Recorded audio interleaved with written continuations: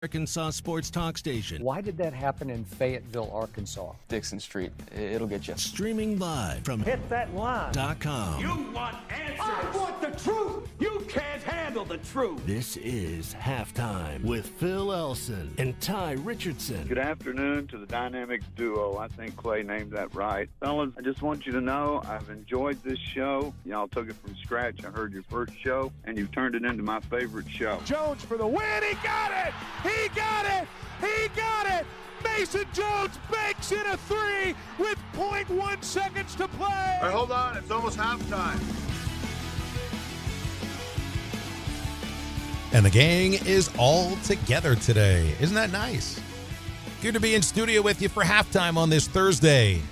One day before baseball season begins. And the excitement is starting to build. Of course, it's a big weekend on the Hill. Basketball's in action. Got track there. Softball's on the road. Gymnastics on the road. But a lot of the conversation centering around the start of college baseball season. The ping of spring. Although it certainly isn't spring yet. And it's not going to feel like spring tomorrow. And that's why we've had your baseball game pushed up to 2 o'clock in the afternoon. And, of course, we carry it right here. We'll actually lead you right in to the game tomorrow with halftime. Yes, sir. An abbreviated version of halftime, which we have to call 3/4 time because we're only doing 3/4 of the show. 90 minutes instead of the usual 2 hours. We'll give you a full 2 hours today. Phil Elson, Ty Richardson, Matty T, all in studio. And, guys, I guess I could say this is the second and I think the last time that we'll all be in studio at the very same time. So you want to shed a tear with me? Nah, you don't have to. Yeah. We're all guys here. We want to be tough. So It's a macho radio show, Phil. Bundle it up and keep it inside. I scream male masculinity. Yes, you do. With my rom-coms and my watching The Bachelor. In your flow. That's exactly right. I told you guys that you would actually be able to smell me today since I'm usually doing the show remotely. It's a good thing I showered earlier this morning. Very happy. I feel a lot better for you guys for actually being here with you. We want your calls and your texts throughout the show today as we have our guests lined up. 1:30, Ben McDonald, SEC Network analyst, former Major League pitcher, former top overall draft choice, former LSU Tiger. But that's okay. We won't hold that against him. And Bob Holt at 12:30, centering on basketball and baseball mostly today with a little bit of football news sprinkled in there. So we got expectations for baseball, don't we? And it's fun to talk about the things you expect for a season for the team that you focus on. And you knew at the start of the football season that your expectations were probably at an all-time low. Would that be fair, Ty? Do you think that's fair? I mean, you went into the season just sort of hoping to win your non-conference games, maybe pick off an SEC opponent. And I'm not even going to talk about the lack of meeting those expectations, but they were, as far as I could see, the lowest set of expectations that Arkansas football might have ever faced before. Mm-hmm. Yeah, I think since at least in my lifetime, I know there's listeners that are a lot older than me. This past season was the first time I can remember my expectations being so low, so down, and just really not expecting out of the football team. And not only that, they still underdelivered. I think I said before the season 5-7, and I thought that was like right down the middle. I heard some people saying bowl game. The highest I heard was 8 wins, and I said 5-7. I got screwed last year by these guys. I think 5-7 is accurate. They have one SEC win. That's all they got to do, and they just got to win their non-conference games. Not only did they not get an SEC win, exactly. They lost 2 non-cons as well. Yeah. And I don't think we ever had an expectation the coach would be fired during the season. Yeah. So, I mean, obvious football expectations were at an all-time low. I think they'll probably be maybe a little bit higher next year, even with a tougher schedule in Notre Dame. But then again, that's football, low expectations. You'd rather have, at the very least, mediocre expectations. I don't even think we had mediocre. Basketball expectations, and it's sort of starting to play itself out the way that, at least when you talk about like what expectations are, you're talking about maybe a final record, where the team ends the season, whether it's NIT, whatever round of the NCAA tournament or missing the tournament. You have the sense that as of right now, if you were to look at yourself like 7 months ago, and you're looking at the basketball season, they're sort of meeting those expectations right now. I don't think they're meeting expectations that we wanted to have at the start of January, but here, as you go through the SEC schedule, they're sort of meeting the expectations that I think we all had. I remember saying at the start of the basketball season, I thought that this would be an NCAA bubble team, but probably leaning more towards an NIT bid. I mean, if you want to look at it, they're actually dead on it because they're tied for 11th right now. They're tied for 10th and 11th in the SEC. So really, in reality, you could argue that, like you're saying, they're hitting that spot exactly what the SEC media thought they were. And I know when they got going in the non-conference play and they really ripped off a bunch of wins, they started strong in conference play, people were really questioning, man, how about the SEC media just being so off in their pick with Arkansas? And they traditionally we were crushing SEC media a month ago. Yeah, and we've talked about how Arkansas traditionally does better than originally picked. That's how they traditionally perform. Mike Anderson's teams were notorious for it. Wherever they were picked, they always typically finished higher in the SEC. But now you're sitting where you are at 10th and 11th in the SEC. You're tied with Ole Miss, who you've got a leg up on, so maybe you could end up getting that 10th slot.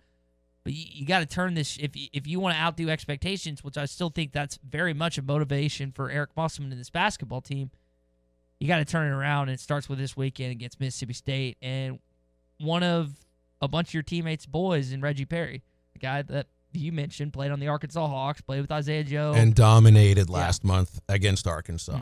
And I see no reason why he wouldn't again. No reason at all why he wouldn't do the same thing. And I think, I can't remember if it's on the Morning Rush or here, but I think from an individuality standpoint for Mason Jones, if you still want, I think the most ludicrous thing to say in sports is that, I don't care about individual accolades. That's not true. Everyone at a certain point cares about that. It's when you put the team success over those individual accolades, that's when you have team success. But just because you have team success doesn't mean the individual stuff can't go along with that.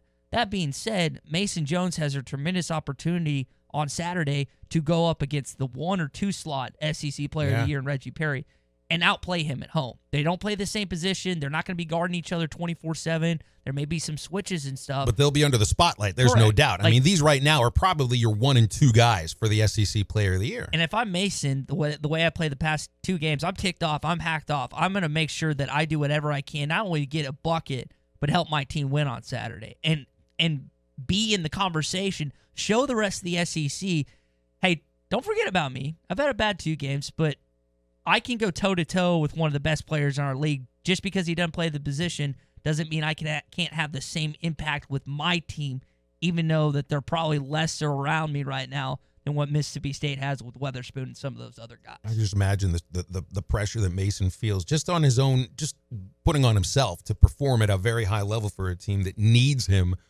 right now more than it ever has before. And really for the last couple of weeks, that's been the case.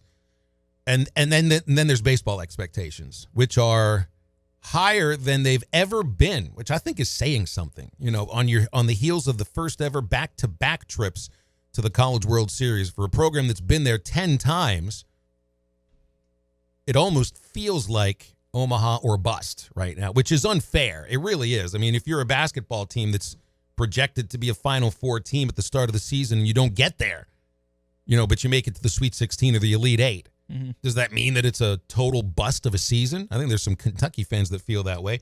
I hope we don't get to that point to where we feel that jaded, to where you don't accept a season that doesn't finish at, that close to the pinnacle.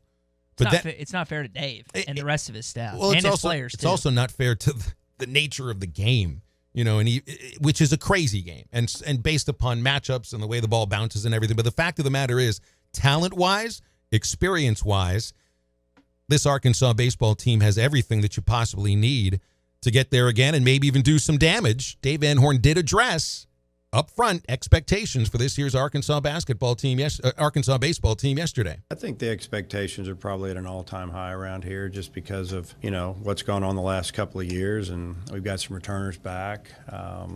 People see it that, you're supposed to get better and do what you did last year and maybe take a step forward that's fine. I think the players are good with that, and the success has been good. It's helped our recruiting. It's helped obviously grow our fan base and contributed to a new facility going up for our players in the future. So yeah, it's all a plus, and I think the players, they kind of embrace it a little bit. They like it. Phil, we talked about this last year. I know that baseball, basketball, and football, they're not necessarily always intertwined, but the fan base, the Arkansas fan base, you're always Arkansas fans. Football team sucked for a third consecutive year. The basketball team, we'll see what happens. There's going to be a lot of fans itching to start winning again. That's why baseball's here. We need a lot of happy faces. A lot of happy faces throughout baseball season. And we need your calls and texts as well throughout the show. 877-377-6963 on Halftime, and we are right back. Missed a segment or interview? Check out the Halftime Pod at hitthatline.com.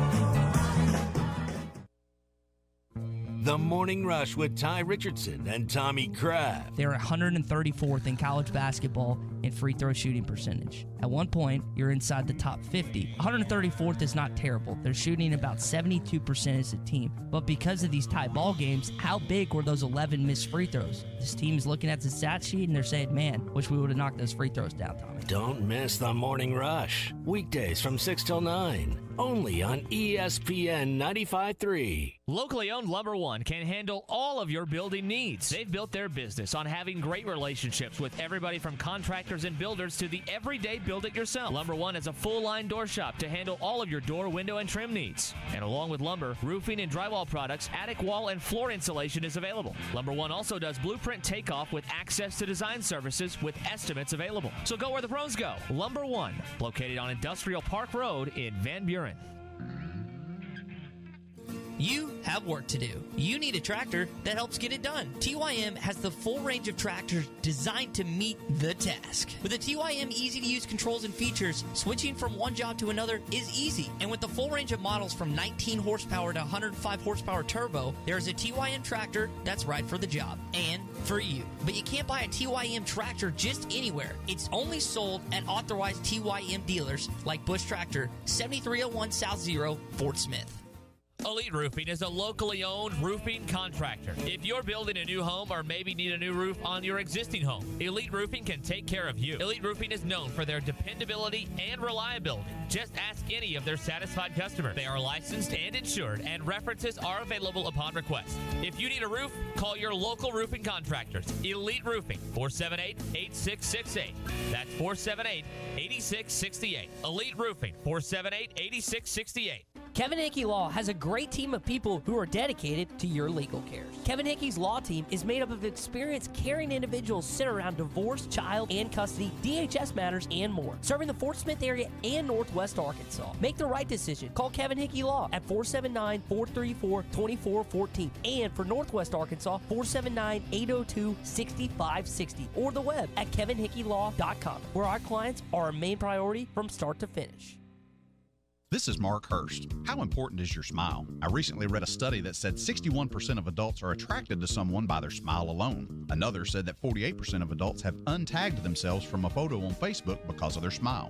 At Hurst Family Dental Care, we want you to be proud of your smile. Give us a call at 474-1972 and let us talk to you about improving your smile with cosmetic dentistry options ranging from in-office bleaching to braces to porcelain crowns and veneers. Hurst Family Dental Care, a name you know and a name you can trust. What's wrong, dear? I'm tire shopping, and nobody knows anything about tires. Jody'sAuto.com sells tires. Where we get our vehicles fixed? And oil changes and maintenance. What kind of tires do they sell? Everything, all major brands. But it's the people. Well, they've always been great with my truck. And that's exactly how they are with tires. They know their stuff and can get you great tires at the best prices. Price match guarantee.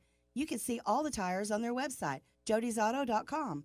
Free flat repair and free road hazard. And how do you know all this? Because women understand two things a whole lot better than men: convenience and trust.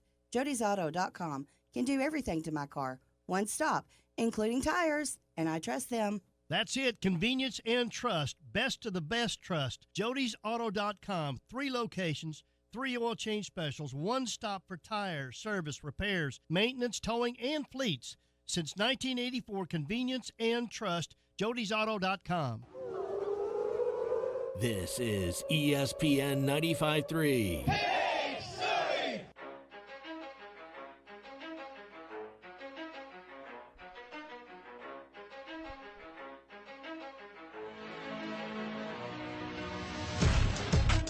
You're listening to Halftime with Phil Elson and Ty Richardson. Beard, Gafford, buckle up.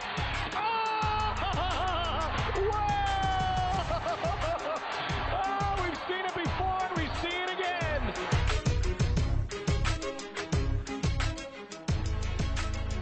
I think this year we have a pretty freaking good team. Honestly, it might be better than last year's and the year before, in my opinion. Top to bottom, the lineup is amazing. Our defense is outstanding. There's no reason we shouldn't do something spectacular here with these guys. That's Casey Martin, who was one of the few players that spoke to Arkansas media yesterday. A lot of the focus on Casey Martin and Heston Kjerstad, the two projected first-round picks for Arkansas this year. If that does happen, and I do feel we get a little bit ahead of ourselves in the middle of February talking about a June draft, but those guys take care of business, do exactly what they really have done for the last 2 years, and show an improvement maybe in a couple or one areas for both of them. There's no reason why this year wouldn't be the first time ever that Arkansas has two players selected in the first round. And it would be really interesting. It could be kind of fun if they got drafted one right after the other. And I view them both in like top 15 picks. I know Casey a couple years ago, it was about a year ago, D1 Baseball thought he might be the top overall pick. No. It's not that still might not happen, but there's probably a little bit of a question as to the accuracy of Martin's arm. And that was the main issue for him last year at shortstop. And whether or not he's able to lay off some of those breaking pitches in the dirt. But when you're looking for tools, when you're looking for the 5 tools, Casey's got them all in droves. And even that 6th tool, I think, of the knowledge of how to play the game. Good base runner, outstanding speed, ridiculous power, can play almost anywhere in the field. Yes, this is a first-round pick. Heston Kjerstad, we mentioned yesterday, was named the top outfielder in all of college baseball by D1Baseball.com, and that's for flat-out mashing. Left-handed hitter who's hit 31 home runs his first 2 years at Arkansas. And I'm going to tell you, I think he's going to get over 20 this year because there's a lot of protection in this Arkansas lineup, specifically near the top of the lineup where Kjerstad's going to be batting. I heard Dave mention yesterday, Ty, that he's got Franklin batting second. And that surprised me a little bit. And I should have paid attention more to the way the lineup was constructed when I saw two of the scrimmages last week. Because that's where Franklin was batting, second in the lineup of the team he played for. And so Kjerstad's going to have somebody hitting in front of him that can pop it. I think that'll be Franklin. And then whoever's hitting behind him, whether it's Martin or whether it's Matt Goodhart, also can pop it. There's going to be some fastballs coming to Kjerstad. And if you throw a fastball to Heston Kjerstad, good luck. So it's Franklin, Nezzy, and Opitz are the guys that kind of struggled behind the plate last season. And outside of those, was there anyone else in that lineup that you could kind of go after? Like an iffy? Yeah, because, you think about the lineup last year. Ezel, Goodhart, Martin, Kjerstad. Who am I missing? Fletcher. You can't really. No, that you wouldn't be able to pitch all around them, but it was a bit of a top-heavy lineup. That's what you said. Right. Opitz improved as the season went on, saved his hits for big moments.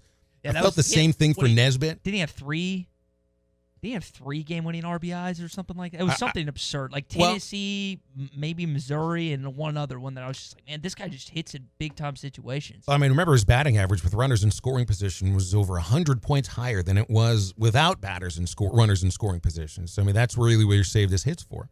Also might have said a little bit about how teams pitch to him with men on base, a few more hittable pitches. But I don't think there are that many holes in the lineup right now. I don't know if I'd say that it's going to be it's going to be a top-heavy lineup because the best hitters will be hitting at the top of the lineup, but I just don't think there are any easy outs in there. And the depth. Forgot about Jack Kinley. That was the one. I was like, yeah, that's your favorite guy. Come on. I know. It's prime time. Bad luck. How can you forget about whenever we play? How can you forget about prime time? I know. Sorry. And I was like, I know there's one other guy that we're missing, but yeah.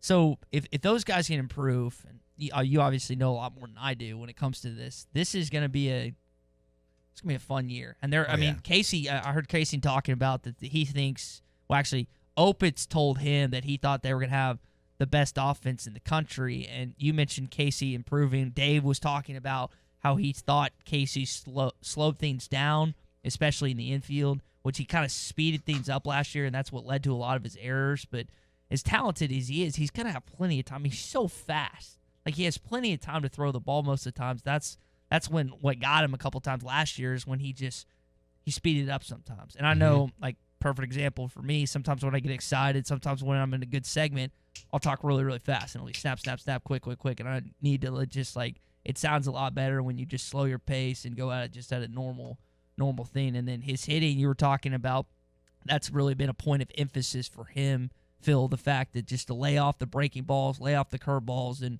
wait till something good's come to you. And you said Heston's trying to lay off the high fastballs as well. Jackson and Harrison texts in saying that he thinks that we really need someone in front of Heston that can get on base consistently. And he's not sure if Christian Franklin showed that enough last year. Franklin's numbers, he had a .361 on base percentage. It's not bad at all, but it was considerably lower in the SEC. He also had trouble laying off low breaking pitches. I think identifying those pitches more than anything else. But I'll also say this. Dave's not going to bat somebody higher in the order than they were last year unless they've shown marked improvement, specifically in pitch recognition. And I think that's why you're going to have Franklin up there near the top of the lineup. We thought he might actually bat leadoff at the end of last season. Then Braden Webb comes in, and Webb's going to be the leadoff guy. I had a soundbite cut from Casey Martin's interview with at the press conference yesterday, touching on exactly what you're touching on, Ty, about speeding the game up too much. And I think it's difficult for us sometimes, us usual, slow human beings who don't have that fast twitch muscle or just aren't athletic, or maybe as athletic as Casey is, that I think he's got a motor that, well, let's put it this way. You hated Spinal Tap, right? Still, but one of the great lines from Spinal Tap is the speaker that goes up to 11, where it's really just supposed to go up to 10. Like, Casey doesn't go up to 10 as far as speeding things up. Sometimes he goes up to 15. Just a little bit out in front, swinging too early, swinging too, I don't know if hard's the right word, but just chasing everything. And in the field, when you speed things up too much, you get ahead of yourself. And it seems like that's been a focus for Casey Martin with the coaching staff. Yeah, I'd have to say we've put a lot of work into it. Mainly just slowing the clock down in my head, because this game is played very fast, and sometimes you need to slow the game down more than speeding it up. And I play the game pretty fast, and I like to speed it up a lot, and that's just my game. That's just how I've always been. So we put a lot of talk into that. I talk about it every single day. So honestly, just slowing that clock down, and it really makes an improvement. It's funny when it comes to sports, and I said this, I think I was talking to Connor Nolan in the dugout about this the other day, watching a scrimmage, and he said, "Why aren't you up in the booth?" I said, "Well, this is the last time I can actually watch the game from field level." Yeah. And the speed of the game on field level is just so much faster than it is from the booth. I said, you know how easy it is to play baseball from the radio booth? Pretty darn easy. You get this great vantage point, and you're looking at it from the top. When you watch baseball from the side, like from the first base seats, from the third base seats, or in the dugout, the speed of the game is more noticeable. And I think that as you go along your athletic career, a freshman to a sophomore to a junior for Casey Martin, and not just in baseball, but in football too, in basketball as well, adjusting to the speed of the game, which really is adjusting to the strength of your opponents, to the speed of your opposing base runner coming down that line, the speed of the ball coming off the bat, and knowing you got to get rid of it a little bit quicker than you did when you were in high school. That's the sort of thing you're talking about with speed of the game. And with Casey, I think he tried to get a little ahead of himself and not trust just his natural athleticism. Which is more than enough for the average baseball player, even the average college baseball player. So it'll be interesting to see how he progresses this season, not only behind the plate, but at that position. Because one of the reasons he did drop in the rankings, in the prospect rankings, Phil, is because of those errors. I think because of the hitting miscues that you were just scratching your head. It's like, it's coming, and he's still swinging. And it's hard to sometimes. When you're a great hitter, and I can't speak to personal experience because I haven't played baseball or I'm not a great hitter. So it's just when you want something, like it's just hard to lay off sometimes. What does Bubba always tell us when he comes on? He hated when he was asked to bunt. Hated that. He's like, I'm a hitter. I want to hit. And it's kind of the same. He also says what's a dangerous bat is a swinging bat. Yeah. Yes. And with that, like Casey's kind of in one of the situations. I know he bunts sometimes, but like even if they're not throwing, he just wants to hit. He'd rather not. Like if he walks, but he wants to get a hit. That's just how hitters are. That's how baseball players are in general, Phil. You take a walk, but you'd rather stroke it a little bit. You'd rather send it to right center. You'd rather send it to deep left. I mean, it's just how they're ingrained in their brains, man. Well, the case with Casey as a hitter is don't make the pitcher any better than he is. Make him come to you.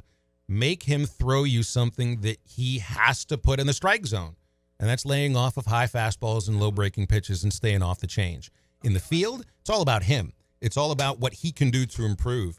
And I'll tell you, he's got all the tools, the range, the arm strength, the instincts to be a spectacular shortstop in college. And we'll see what happens in the future as far as where he's going to play in the professional ranks.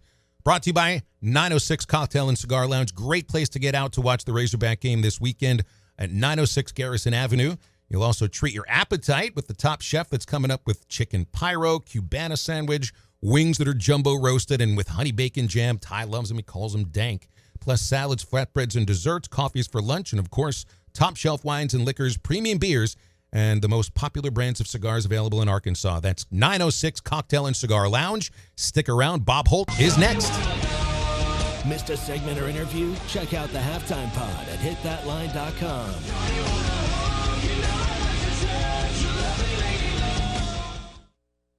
The 2020 GMC Sierras are here. Save up to $14,000 off at Harry Robinson Buick GMC. The 2020 GMC Sierra Crew Cab has the best in-class head and leg room. And with $14,000 off, it's as low as $34,745. And 2019 Buick Encores, the hottest selling Buick model, only $17,999. Sweetheart deals on GMC Sierras and Buick Encores at Harry Robinson Buick GMC. Exit 11 off of I-540 in Fort Smith. Wave Rural Connect is bringing state-of-the-art fiber, internet, TV, and phone services right into your home. Get amazing fast fiber internet, 100 megabits for only $49.95 per month, or 1 gigabit for only $79.95 per month. TV packages from the basics to our amazing altered TV, starting at $32.95. Fiber phone services start at $29.95. Go to waveruralconnect.com to find out if we are installing in your area, or call 1-833-4-WAVE-RC. Arkansas Valley Electric Cooperative and Wave Rural Connect, changing the communities we serve. The new year is here, and Art's Barbecue and Burgers is ready with healthy choices on their menu. Art's Barbecue and Burgers has smoked chicken that will melt in your mouth, a variety of salads to choose from, plus a grilled chicken breast that's always a smart option. And use the Waiter app to have the full menu at Art's Barbecue and Burgers brought to your home or business. Art's Barbecue and Burgers, giving you healthy choices to start the new year off right. Art's Barbecue and Burgers, next to Aaron's on Rogers Avenue in Fort Smith. Breeden RV is giving away $25,000. That's right, $25,000. We're giving away $1,000 to the first 25 sold customers from February 10th through February 29th. Come see the area's best selection of motorhomes, fifth wheels, travel trailers, and get RV show pricing as well as free maintenance for life. We need your trade, so we'll pay top dollar, or we can even sell it on consignment. Get the best campers, free maintenance for life, and your share of $25,000 only at Breeden RV, 5603 Alma Highway in Van Buren, where your adventures begin. Hi, I'm Kelly Smith, owner of Dixie Digital Imaging. Is it time for a new printer? When looking for that new printer, you'll consider the new technology available, but also reliability, quality, cost, and access to service and supplies are important. With eConcierge from Dixie Digital and Xerox, you get free lifetime service coverage for your eligible Xerox printers, plus an easy way to order toner and ink. For more information, call Dixie Digital Imaging at 783-6600 or visit our website at dixiedigital.com. Dixie Digital Imaging, bringing document innovations to the River Valley. You put your mower through a lot. All that back and forth can add up to thousands of miles. That's like mowing cross country. Gravely commercial mowers are built for all-day performance, helping you get the job done mile after mile. Gravely, built to mow the distance.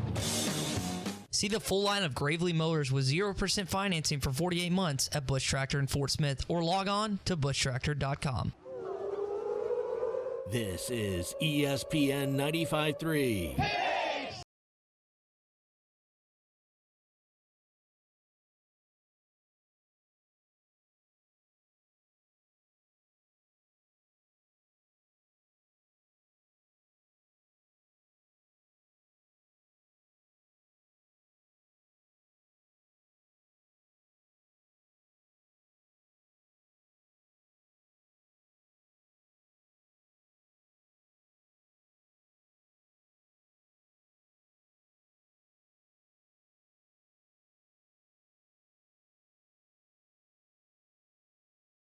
joining us from the Democrat Gazette. Always good to give us some of his time on a Thursday. Bob, what's going up on the Hill today? How are you? I'm okay. It's pretty cold. Not exactly baseball weather. I think it's about, I don't know, in the 20s or something. Of course it's baseball weather. It's the day before college baseball season starts. I mean, I almost expect 45 degrees on opening day. You know, that's part of the beautiful thing about being a quote-unquote Southern baseball school. I have a tough time thinking about Arkansas as a Southern baseball school when we're going to play in 45 degrees tomorrow. Hey, 45 sounds pretty warm right now.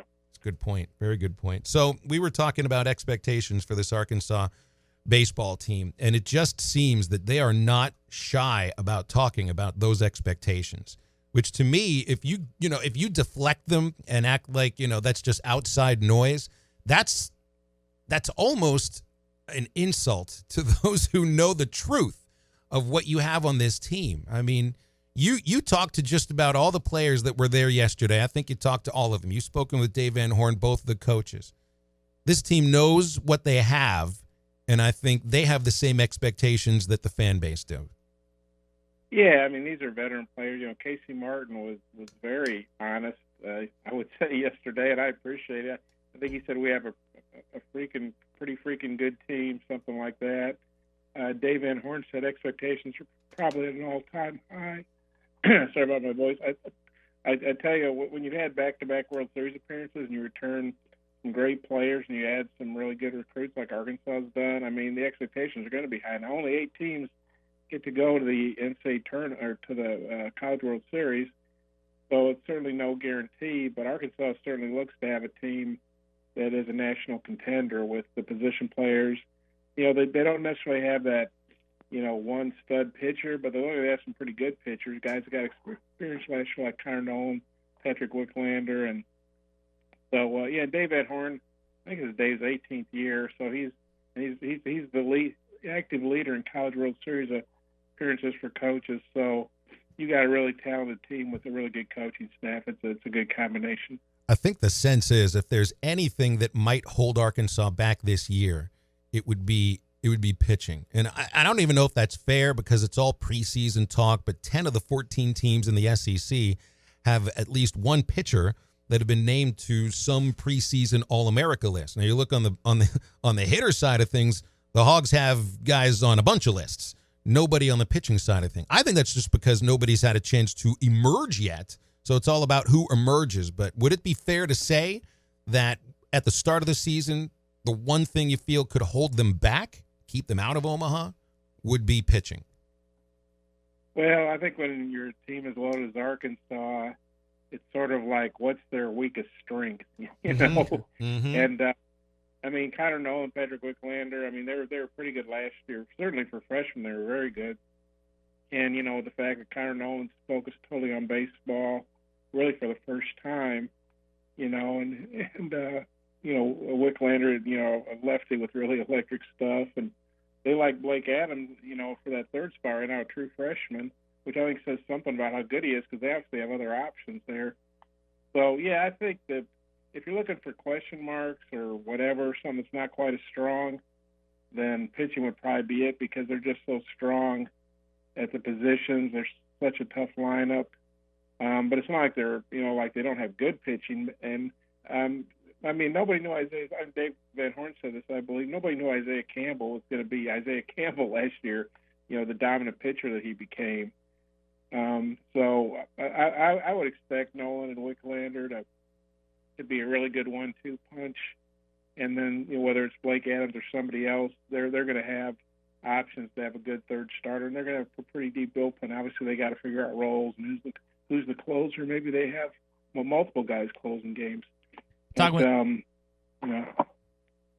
Sorry, Bob. Go ahead. I thought you were done. My bad. No, I'm done. Yeah, I was just going to say I think they're a pretty good team, I guess, in summation.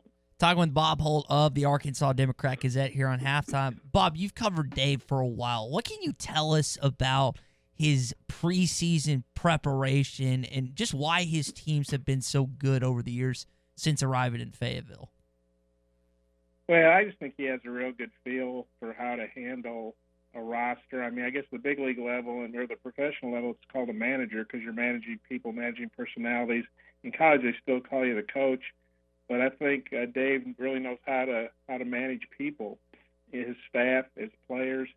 He's got a really good staff. With Nate Thompson and Matt Hobbs and the other guys on staff. Hobbs was getting looks from major league teams. The Yankees, I think the Giants maybe. So I'd probably know that better than I would, but and so it starts with that, and then. Dave I think he's so in control of everything. He's so confident. If they have, if for some weird reason they get off to a bad start or some guys are in, hitting slumps or some pitchers are struggling, I just think he knows, the right buttons to push because he's been doing this for a long time, a really high level. Took Nebraska really from nothing to back-to-back College World Series.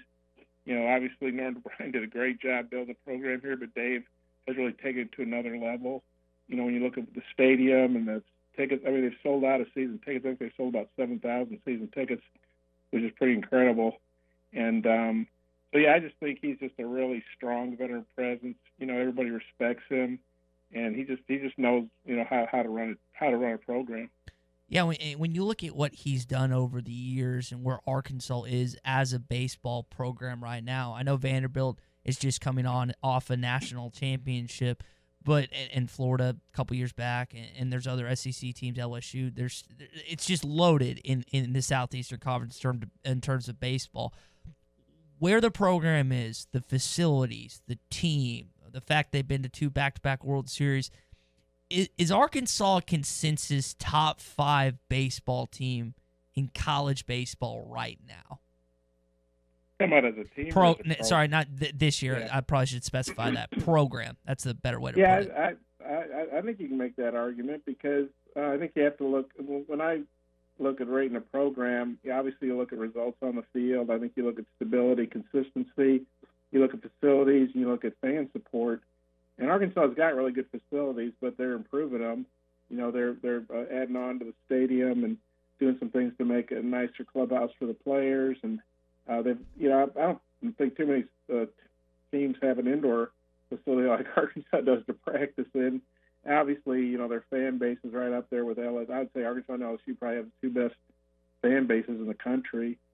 And then you look at, Dave Van Horn going into his 18th year, and then he had in with Norm. I think that's 2 coaches in 48 years. I would think that's unheard of in college baseball or college most anything else. And then they just consistently win. And they won a lot under Norm Bryan, but they're winning at an even higher level under Dave Van Horn. And obviously that when you win, guys want to come here. They get guys from all over the country. And it really helps that Arkansas has become a really good baseball state. You look at, the players on this team, like Casey Martin, like, Connor Nolan, lived in Nevada, but, then was agree with it. They just have a lot of really good players in this state, which that helps too. But Arkansas can go anywhere and get players. Bob, we got about a minute and a half left here, and you've been writing baseball for a long time. You write about all the sports at Arkansas. What is it about writing baseball, maybe game stories or personality stories, aside from the wins and the losses and the fact that it takes a while for a baseball game to finish, what is it about baseball writing that you feel sets it apart from other sports and your enjoyment of it? Well, I just always really liked baseball as a kid growing up. It's a little bit slower pace. You can go to a game, and I guess Major League Baseball's doing everything they can to speed the game up. I'm waiting for them to say they're going to cut it to 6 innings or something. but there's a little more leisurely pace. Whether you're there as a fan or there as a media person, you can kind of have some give and take with people and, talk about things, tell some stories. David Horn's just really a dream to cover. He's such a good quote. He really gets it with the media. He's very generous with his time. The players are really good kids to deal with and cover, and they're really good. As a media person, you obviously are objective, and but it's more. I don't think I'm telling anything out of school here. It's more fun to cover a winning program, whatever the sport may be. Everybody, the readers / fans, our consumers are more interested. Everybody's, you deal with is happier. It's more fun to write about wins and losses. So I think especially with the way football has struggled, baseball, in Arkansas has gotten even bigger because people just appreciate how good it is. That it's, as good as anywhere in America. Bob, thanks for your time. Save some beef jerky for me tomorrow, okay? Okay, well, I'll be at basketball, but I'll be out there Sunday at Ball Walker. We'll see you then. It's Bob, you, buddy. Holt. Okay, Stay tuned. Good. More halftime right after this quick break. The best midday show in the Natty State. You're listening to Halftime.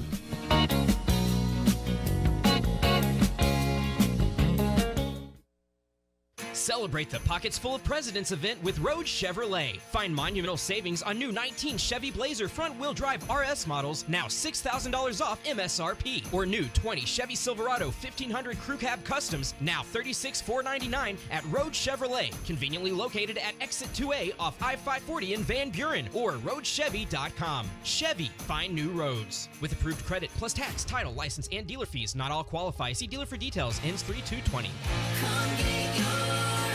Have you been looking for your next place to call home and just haven't found the right one? Then it's time to check out the properties at Trinity Multifamily. With a variety of apartments, duplexes, townhomes, and houses, there is surely one to fit your needs. Whether it's in the River Valley, Northwest Arkansas, or Central Arkansas that you are looking at, they have you covered. Give them a call today. Trinity Multifamily, 479-452-1817. That's 479-452-1817. Or online at trinitymultifamily.com to search rental properties near you. You have work to do. You need a tractor that helps get it done. TYM has the full range of tractors designed to meet the task. With the TYM easy-to-use controls and features, switching from one job to another is easy. And with the full range of models from 19 horsepower to 105 horsepower turbo, there is a TYM tractor that's right for the job and for you. But you can't buy a TYM tractor just anywhere. It's only sold at authorized TYM dealers like Bush Tractor, 7301 South Zero, Fort Smith.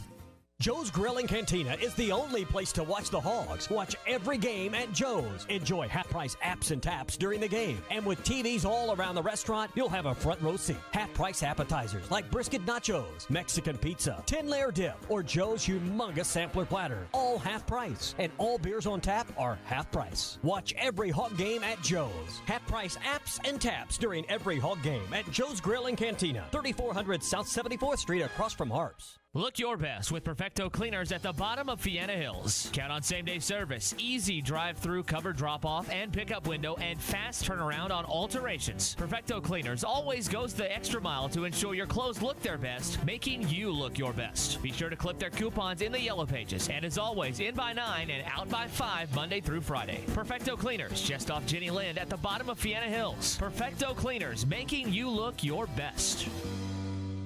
World-class trout fishing is the star of the show at Gaston's White River Resort, where a few days away from all the worries and stress will make all right in your world. Gaston's has friendly, experienced guides to help you land your limit. Enjoy your stay at Gaston's in one of their private cottages, or reserve a lodge for up to 20 people. Call now and let Gaston's help you plan your next getaway on the White River. 870-431-5202. That's 870-431-5202. Or learn more at Gastons.com. Gaston's, a first-class time every time. Another decade is come and gone, and the year 2020 is here to stay a bit. Why not start another year with a brand new IP phone system from Pinnacle Telecom? And better yet, how about if it cost you nothing on the front end? That's right. To celebrate a new decade, Pinnacle Telecom will waive the installation costs for all cloud-based hosted IP phone systems. Pair this system with Pinnacle's fast fiber internet, and your business is ready for the future. Check us out at pinnacletelecom.com or give us a call today, 479-242-0000. There's something out there for you and me, and the American road is calling, so what's it gonna be? Hey, it's an amazing day, traveling our own highway. No matter where it leads us, we can smile, 'cause it's meaning in the mind. Marathon, fueling the American spirit. This is ESPN 95.3.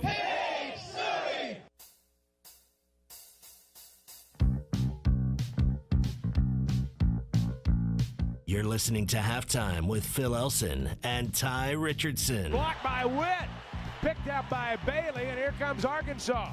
Ahead to Joe, left side. Sills in the corner for three, and it's good.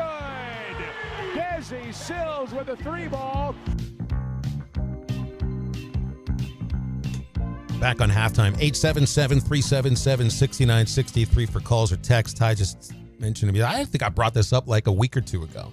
It's been over a year since the most annoying media member in Arkansas, sports media member. We've got to make sure we lower it because we can't have a 10 bracket tournament with all the media members in the state. Most annoying sports media member bracket, which I think had pretty crazy success last year. That was absurd. And you know what's funny about that? I forgot who won or lost, whichever way you put it. Wally Hall, I believe, was the one. That's right. Why am I not surprised? I looked back at it. You know what? The website I made it on, not around anymore. Discontinued. So all my work, and I spent a decent amount of time on that. You did work at that. And for those who haven't heard about it, what I did is I picked out 64 media members. I randomized. People thought I picked the order. The seating was randomized. I thought it was funny because like Saul and Alyssa got matched up. Arns was ticked because he got matched up with you, and you just kicked his tail. No, he beat me as far as being more annoying, right? So I finished as like the least annoying member of the sports media. That's just because you don't know me very well. Which is good, but I'm trying to think of the Final Four. But I never. Arns and Ruskin kept talking about, you're going to get some pushback. Media members are going to text you, hey, what is this? Why'd you put me on this? I think all but one really were like, this is cool. Like, I don't mind. It's like what? Jeremy Muck was the only one that didn't and seem to enjoy it? I know Muck from Little Rock, from the Democrat. He used to cover the Travelers, but from what I remember, he was like, why am I even on this? I gotta remember who's okay. I'm pretty sure Bo made the Final Four. Wally, I think a former media member that no longer works in the business was in the Final Four, or at least the Elite Eight. See, this is. Are they out of the business because they were so bad, or because they did something illegal? Something may have happened. See, this is what ticks me off. I can't go back and see any of it because BracketFi is discontinued. It's called a printer, Ty. You should have printed it out when it happened. This is like the generational gap thing. You're supposed to print things out. Generational gap. Like I do when I'm reading box scores. It's like a lot easier to look at something on a piece of paper. But could I say that one reason why you need to do another one this year is because Derek Ruskin is back in sports media.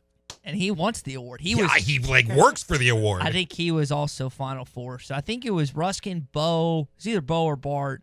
Russ. And again, all these guys I like, and I think they like me. They at least appear to like me. There's no animosity or hard feelings in any of that. It's just a funny thing. It's like, because you have what I got it from is the Spun does it every single year around March Madness. So I was like, I'm going to center this around Arkansas sports media and see what we come up with. And again, I randomized it. And it's plopped less it out there than some brackets that stations do. Yeah, no, absolutely. That's a very good way to put it, Matty T. Yeah, less misogynist. And I thought it was. We're not at all. Yeah, I thought it was fun, and people really liked it. Like it blew up on our Facebook, our Twitter. We'll throw out our Instagram when I put one out. I found a new website now. So, and hopefully it's on the list of things that like we all have to do. I have to eat nuclear waste, spicy food still. I have to pitch to Zach Arns. Shoulder's starting to feel a little better. There we go. Right shoulder's feeling better. Went to the doctor the other day and he did a test. I thought I tore my rotator cuff. He did the test. He's like, your cuff's not torn. You're good. I was like, come on, man. I needed you to give me the diagnosis that I was looking for so I could get out of this. He's just calling you soft in so many words. So, but here's what's going to happen since I'm talking more, and especially these last 2 weeks when every time someone turns on ESPN Arkansas, they hear me in some form or fashion. They're just sick of it. I'm definitely going to go up, and by go up, go down in the annoying rankings. Good for you. Because they hear my voice more. Good for you. I mean, it's all about making an impact upon somebody, right? Isn't that what media is all about? Generating some sort of response, whether positive or negative. So congratulations, Wally, at winning last year. Yeah, and did you see the story that Paul Feinbaum is pondering? I don't know if he had his agents leak this, but he's pondering doing like a sitcom. Saw this. Like, well, I think the most interesting characters in the Paul Feinbaum sitcom are his callers. Yeah. That's what the sitcom's going to be. It's going to be, I don't even remember their names. Miss Tammy. Can we have a sitcom with Miss Lisa and Eddie from Clarksville? They're definitely characters. And Lee in North Little Rock? Can we get a Kirby and a halftime sitcom going? I feel like my life is enough of a crazy thing to have a sitcom going on. There's something about like sports writers and sports broadcasters that just keys to a really good sitcom. Or maybe I'll just go all Brockmeyer tomorrow on the baseball broadcast, right? Be the last one I ever do. You press that again because I don't know who that is. This is a new thing. This is not a generational gap. This is you just not watching enough shows. Your eyes are closed. 5 years. What is it? It's Hank Azaria playing a filthy, dirty, alcoholic, drug-addled baseball play-by-play announcer. I saw an article. He's on what him. I'm aspiring to be, okay? It's on the IFC network. Okay. It's hilarious. Is it? Yes. Remind me after the show is done to play you a little clip. A little clip from it, and I think I might get you to binge watch all 3 seasons. So I guess the question is, is Wally gonna repeat? Or are we gonna have a new title defender? Like, what's gonna happen this year? Well, I think Wally gets a first-round bye. What is it about? I think you got to add first-round buys and a first 4. Like mirror it. You got to have net rankings here That makes it more for annoying complicated. media members. Can you tell me what are the qualifications that make you annoying? Like what stood out about Wally? Literally, all I did, Matty T, I don't know, you weren't here at the time I did it. I just pulled, I typed in Arkansas sports media, and I pulled up every name I could think of. I asked Phil for guys in Little Rock. I asked John for guys he knew. And I say guys, gals too. And we just compiled the list. I threw it together. There's a person or two that weren't like technically still in sports media, but they were. This list, hopefully, I got to find it somehow. I need to call BrackFi and see if they can patch me my list or something to get that. But I'm going to go off that list and then probably rank the seeding based off that list, how they were voted on, and do it this year. Here's what you need to do to really get a sense of which sports media members are truly annoying. It's not asking the general public, the listeners, the readers, the viewers. Ask the coaches. The coaches are the ones that shoot the dirty looks at press conferences, right? The coaches are the ones that might fly off the handle at a stupid question. The coaches are the ones who get annoyed at these sports people, myself included. I've annoyed a couple of coaches here and there with a dumb question or just rambling on and not knowing how to ask a question. Who? I think Dave Van Horn would give you an annoying moment with me. Like he put you like number 1. I doubt he put you number 1. Put me number 1. I think there'll be a few Most others of the- ahead of me. But I would just like to see. I mean, Sam Pittman hasn't been around more than 2 months, but I'm sure he's got. He might not know exactly the names, but he would know the faces. Yeah. And Eric Musselman, he knows all the names. This is what we got to. You got to have a dual tournament here. One for listeners, viewers, and readers, and then one for coaches. What they like. You know, it seems like Muss maybe gets a little annoyed with Bob Holt, maybe. Oh, now I see. Okay, so we just had Bob on. Does Bob, it with a smile. Yeah. Bob is in terms of doing his job, the beat reporting aspect, one of the toughest things to do in sports media is asking questions to coaches after losses. And Bob does it better than anyone, not only in Arkansas, but in the country. That's why I'll always have respect for Bob, because I'm a little coward. I shrink. If after wins, I'll ask a question. But like I'll have a good question lined up, but it's teetering on the line of this might tick him off. I don't know if I want to ask that. And maybe I'll get to a point one day, or Bob, where he just asked. And we asked him last week. I was like, dude, how did you like come to just ask these questions? Like, how did you get this? He's like, I just need to answer it. I've always done it. And that's something to admire in a sports media person, because the goal is to find out as much as you can about the game, what the coach thought, what he was trying to do. But I would say that Bob probably, from the coaches, gets that, even though he shouldn't, because he's doing his job better than anyone else in that press conference aspect. You would be on Musselman's list, Ty. Why do you say that? The guy who asks me about Barstool. Oh, yeah. I mean, it was one question. There's one question as I wear my Barstool hat right now. So he would probably be like, hey, listen, I was talking to Scotty and Pete and Nikki. I was like, I want to be in you guys' clout and the fact that Mush just knows your name. I want there to be a press conference where he says Ty, and then I can die Nikki, alone. Pete, Tom, Bob. Scotty. He said Scotty. Scotty, Kevin. He said Nate. I think he said Nate. That's 7. He came on this show and he said Phil. I don't remember him saying Ty. I don't remember him saying Ty either. I think you got to join a list of 8 right now. Pretty elite list if you ask me. So it's something to aspire to in the future, and hopefully this season. Just wanted to happen once. So now we all have a new goal for the upcoming year: to annoy as many coaches as we possibly can and get on the list. This is going to be so much fun losing my job with the Razorbacks. Can't wait.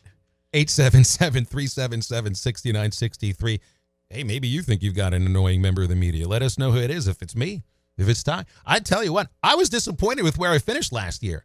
I even tried to start saying things to annoy people, and it just didn't work. You were in the like at least 5, right? Like of the 64, you finished in like 59 or 60, right? I was one of the most successful people at pleasing people other than annoying them. And I was just like, what's the point here? I'm supposed to generate some sort of a response, right? I'm trying to think who else. I'm pretty sure like Harry Keene was up there with you. I think Tara Talmadge. I don't remember who else. Harry Keene's so nice. Yeah, good dude. How can he annoy anyone? That's right. I mean, I guess I have to try harder, right? Be I have more things annoying. to work on.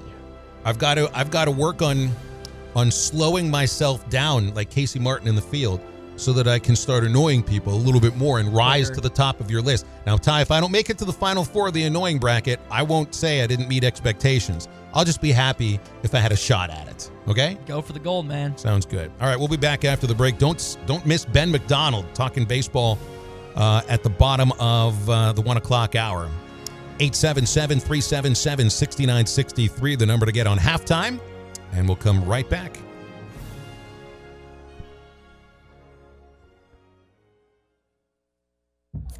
New Bud Light Seltzer, huh? Yep. And it tastes like a hard seltzer, not a beer? Yep. So it's light and refreshing? Yep. With a hint of fruit flavor? Yep. And 100 calories? Yep. You said this is Bud Light Seltzer? Yep. Well, I need to try it. Yep. Oh, that tastes great. Yep. Now, wait, are you just yupping me? Nope. Bud Light Seltzer, unquestionably good. Anheuser-Busch Bud Light Seltzer, IRC Beers, beer in Texas, St. Louis, Missouri. Your fence is more than a decoration. It's a reflection of its owner. Choosing a fence company should be done with integrity and quality in mind. The Fence Man has been providing fencing and security solutions for over 40 years. An in-house custom iron and gate department, plus an access control department. The Fence Man offers services other companies aren't equipped to do. The Fence Man, fencing and security solutions to protect what matters most. 479-782-3936 or online at thefencemancompany.com, a division of Quantum Property Services.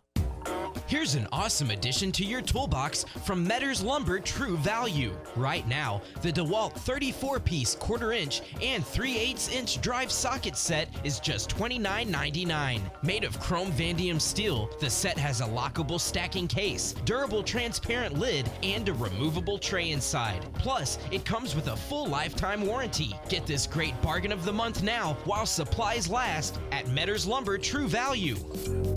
What's your family's security worth to you? Have you put off adding a security system to your home for another year? Or are you just waiting for someone to break in to be that final straw?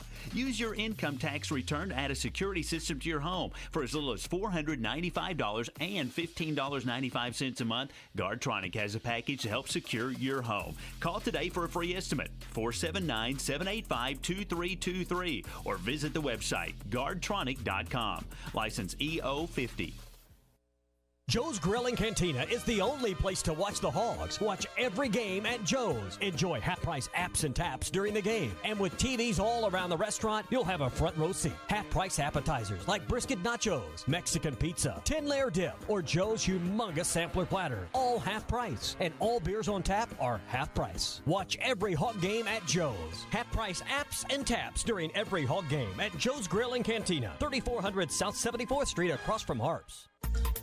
ESPN Arkansas weather. Risk for flash flooding at least through the early part of the night, then we will start to dry things out as we head over the next couple of days. So colder weather moves in tonight, an overnight low in the low 20s north, mid-30s south. Lots of sunshine, or high in the low 30s north, mid-40s south. And Friday, lots of sunshine, or high in the low to mid-40s.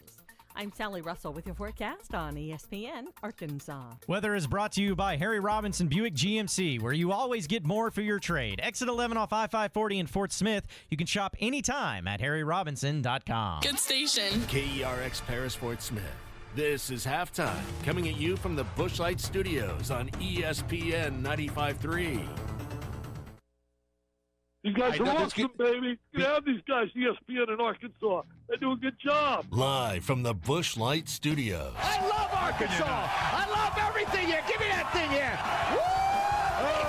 On your favorite Arkansas sports talk station. Why did that happen in Fayetteville, Arkansas? Dixon Street. It'll get you. Streaming live from Hit that line. .com. You want answers. I want the truth. You can't handle the truth. This is Halftime with Phil Elson and Ty Richardson. Good afternoon to the dynamic duo. I think Clay named that right. Fellas, I just want you to know I've enjoyed this show. Y'all took it from scratch. I heard your first show, and you've turned it into my favorite show. Jones for the win. He got it. He Mason Jones banks in a three with 0.1 seconds to play. All right, hold on. It's almost halftime. Oh, we're about 24 and a half hours away from the first start of a Razorback baseball broadcast. And the countdown is coming very close to exactly 1 day as we bring you back inside our ESPN Arkansas studios. Phil Elson, Ty Richardson, Matty T, and you at 877-377-6963 for calls and for texts. Cody in Mountain Home earlier wanted us to remind our listeners that things are changing at ESPN Arkansas. They already have changed a little bit over the last couple of weeks with John Neighbors stepping out and Ty Richardson taking over the morning rush. And he has been very generous with his energy and his time by sticking around for the last 2 weeks and doing this show. He'll still be on the show for a chunk of next week, but we'll be filtering him out. We'll be filtering him away. With good reason, yeah. Phasing him out. That's a better word. We're going to phase Ty Richardson out of the midday show, and new guy, who we still will not name until Monday, is starting with us on Monday. So that means things are changing a little bit. I guess the sound of the show might change a little bit. The direction of it might change a little bit. We're going to quit talking about sports. Just going to be a 2-hour entertainment show. All together. And food. Yeah. It's going to be Ruskin and Zach before Ruskin and Zach get started. And we're going to bash all the other stations around. That's really the best idea to do.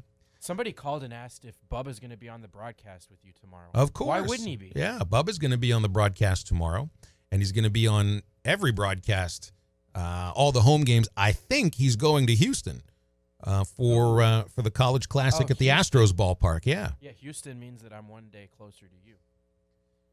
How's that? That's a song. Oh, I didn't know that. I didn't know where you were going either.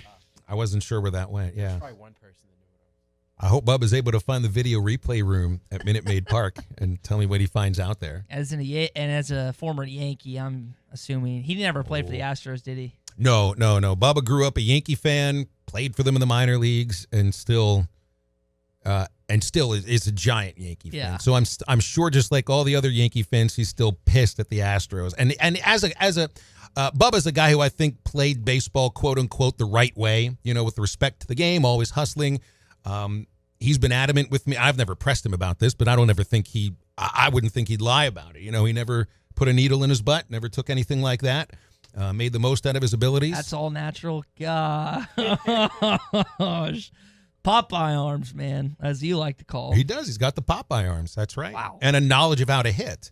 But I think that for somebody like him, this sign stealing scandal really leaves a sour taste in your mouth. I get the sense it's leaving a sour taste in a lot of people's mouth across the game. And I might be, remember when initially The Athletic reported about Major League Baseball investigating the Astros, that there would have been other teams that were doing the same thing. I don't know if I put like a number of teams that were utilizing those replay video rooms to steal signs or other electronic ways. I'm sure there were more than just the Astros and the Red Sox over the 17 and 18 seasons. But when you're looking at the response from just about everybody who's talking about it in baseball, and with pitchers and catchers reporting this week, you're getting a lot more players in front of microphones. The pitchers are pissed. I just don't know how widespread now it really is. It's making me feel like if I would have thought that like a third of the teams were trying to steal signs electronically a couple of months ago, I might have lowered my thoughts on that now to a handful at most. And the Astros have had a press conference today that seems to have made things worse. It got started just before we got on the show today. They're apologizing through statements, not through answering questions. Alex Bregman, Jose Altuve did that. Jim Crane, the owner, who receives no punishment other than the $5 million slap on the wrist, which for a billionaire like Crane, I mean, he could pick his nose and find $5 million in there. He has no punishment either. He's the one who's out there saying, I don't know if it had an effect on the games. I don't know if it had an effect on us winning the World Series. You can't come out like that. This is the time to be contrite. This is the time to say, not about we're moving forward, we're more focused on what's coming up. No, now's the time where you accept the responsibility for it. As the owner of the team, I understand he fired the general manager. He fired the manager. But if this is a top-down instituted scandal, he's at the top of the pyramid, and he's got to have some more of a punishment than $5 million being taken out of his nose. They're not ever going to be forced to give up the World Series championship. That's not going to happen. Mm-hmm. The Astros aren't going to, put their rings in a pile and set them on fire and leave it at that. They're not going to take down the banner from Minute Maid Park and tear it up in the winds. They're not going to make an apology video that gets played across Major League Baseball, like I've heard some people talk about, which sounds like a good idea. I just don't think it's realistic. Where this is going to play out is when the season starts. The boos that are going to rain down. And I am really bummed out that the Astros don't visit New York City to play the Yankees until the last week of September, because that would be appointment television to watch Yankee fans go at Altuve, go at Bregman, at Gurriel, at pretty much the entire team. I mean, it would be like, I don't even care about the game. I just want to see what the fans are doing. So that could be a statue to topple. Yes, need a Saddam statue to pull down. That's perfect. So in that type of situation, if you're a player on the Houston Astros that doesn't want to cheat, but you're caught up in all of it, what's the morality of that? Like, how do you avoid? You're not going to turn on your teammates. You're going to be the one guy saying, "Hey, we shouldn't be doing this, fellas." Yeah, but it's a locker room coach. You're not going to go to Manfred and turn on your teammates. You're also not going to go to the MLB and do that. So how do you? Let's say there's guys in that locker room and there's probably guys in that locker room that are like, "I don't want to do this," and they either tried to avoid, they tried to block out the stuff, but I mean, at a certain point, you get lumped in with all the other bad apples, and you know what happens to a rotten apple when it touches a good apple, it becomes a rotten apple. Yeah, and that's what happens. So, like, I know this is a lot. The Shoeless Joe Jackson stuff and the Black Sox scandal, that's a lot bigger, and it's a lot more. What's the opposite of revered? Hated. Trying to think. Trashed. Yeah, trashed. Whatever. That's a lot more trash, but in a similar type of situation where there's guys in that locker room that like genuinely wanted to avoid cheating and wanted to play it the right way, but they couldn't avoid it. Is that one of the things where you lump every single Houston Astros player in that locker room and say, you guys are all cheaters, you deserve some form of punishment? How do you go about? I think you look at it in a collective nature at first and say there's something about that season that deserves a whole bunch of asterisks, and it's like I would never expect hitters to tell on other hitters, when something like that's going down, to say, we shouldn't be doing this, guys. This is wrong. The pitchers are the ones who it affects more than anything else. Like Mike Bolsinger, like we talked about a couple of days ago. His last ever outing in the major leagues, 12 trash can bangs, 29 pitches, 4 runs, 1/3 of an inning, hasn't sniffed the majors since. It's the pitchers that get affected by this in an extremely negative way more than anything. So it's not like, a Justin Verlander gets traded from the Tigers and comes to the Astros and all of a sudden he's like, oh, guys, you shouldn't be stealing signs.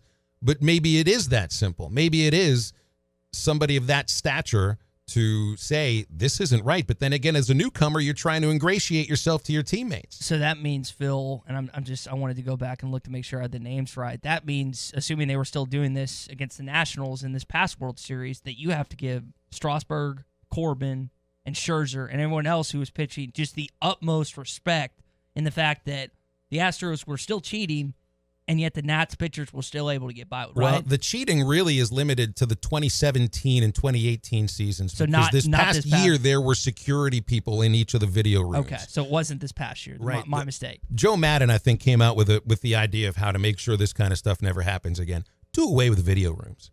Just do away with them during games. You can have video rooms to watch film of every at-bat you take during a game. You can watch, pitchers can watch their mechanics, can even pick up on other players and pitchers' tendencies when it's not game time. Mm-hmm. When it's game time and you can real-time relay signs to batters from the video room, it's time to do away with these things. And that's simple. Baseball yesterday lowered the number of seconds that a manager has to challenge a call from 30 to 20. So that right there, they're lowering the threshold of the ability to get a replay going. Leave it to the naked eye. Leave it to the naked eye. And it's the transgression from the Astros and the Red Sox that takes away the fun from everybody else having a video room.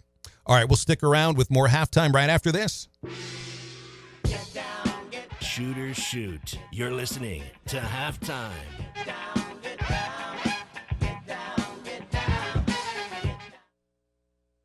The Morning Rush with Ty Richardson and Tommy Kraft. They're 134th in college basketball in free throw shooting percentage. At one point, you're inside the top 50. 134th is not terrible. They're shooting about 72% as a team. But because of these tight ball games, how big were those 11 missed free throws? This team is looking at the stat sheet and they're saying, man, wish we would have knocked those free throws down, Tommy. Don't miss the Morning Rush. Weekdays from 6 till 9. Only on ESPN 95.3. You know, all of us like easy, and voice activated makes everything easy. Get a free upgrade to voice-activated remotes when you make the move to Dish right now with World of Wireless. Yeah, call WOW now, 877-305-DISH, or go to shopwownow.com. But you can get the free voice remote with Google Assistant right now when you sign up for the Hopper 3 system at our store, World of Wireless. We're a premier dealer, so you can come and see it demonstrated live in person at the corner of Phoenix and Rogers Avenue. Plus, it's the month of love. Get that $100 Visa gift card that you can spend on anything for your sweetheart all month long. That's right. You just got to sign up for new Dish service. Come in and get it signed up and installed before Valentine's Day, and we'll honor a 2-year price guarantee, give you free installation, free equipment, free HD. 2-year price lock is the best offer, and a $100 Visa gift card. Plus that free installations with a local crew right here at World of Wireless. 877-305-DISH. That's 877-305-3474. Get a 2-year price guarantee with World of Wireless. Hi, Nick Gordon here from Shine Solar, asking homeowners, when was the last time you ever had an electric bill as low as $15? I mean, has that ever happened with your home? Well, if you're a homeowner and still overpaying for electricity, then listen up. This is Lou Holtz. Imagine that, as little as $15 a month for electricity. It happens to Shine Solar homeowners all the time. Call my buddies at Shine Solar and learn how your electric bill could be as low as $15. Then your house will actually make your own electricity. No more high electric bills or rate hikes for you. Their game plan is easy. For zero money down, they can get solar panels installed on your roof. Once they're activated, your electric bills drop. They guarantee it. Write down this number and call us today. 479-439-9392. Learn exactly how much money Shine Solar can save you today. 479-439-9392. Ask Shine Solar experts how they can lower your electric bills at 479-439-9392. That's 479-439-9392. Did someone say, I'm hungry? Visit 906 Cocktail and Cigar Lounge on the Avenue. Try the new panini sandwiches like the chicken pyro or the Cubana or the signature 906 wings. Jumbo wings roasted with honey bacon jam. Want some spice? Try the black and blue wings. Experience their salads, flatbreads, coffees and desserts, top shelf wines and liquors, premium beers, world-class cigars, all in an atmosphere that feels less like a lounge and more like a destination. Sample, indulge, escape. 906 Cocktail and Cigar Lounge. Treat your appetite on the Avenue. This is Mark Hurst. How important is your smile? I recently read a study that said 61% of adults are attracted to someone by their smile alone. Another said that 48% of adults have untagged themselves from a photo on Facebook because of their smile. At Hurst Family Dental Care, we want you to be proud of your smile. Give us a call at 474-1972 and let us talk to you about improving your smile with cosmetic dentistry options ranging from in-office bleaching to braces to porcelain crowns and veneers. Hurst Family Dental Care, a name you know and a name you can trust. You put your mower through a lot. All that back and forth can add up to thousands of miles. That's like mowing cross country. Gravely commercial mowers are built for all-day performance, helping you get the job done mile after mile. Gravely, built to mow the distance. See the full line of Gravely mowers with 0% financing for 48 months at Bush Tractor in Fort Smith, or log on to bushtractor.com. This is ESPN 95.3. Hey, Surrey!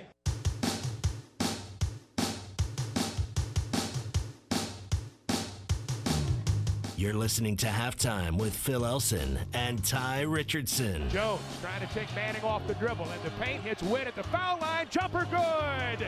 Witt's got 22, and the Hogs are back on top.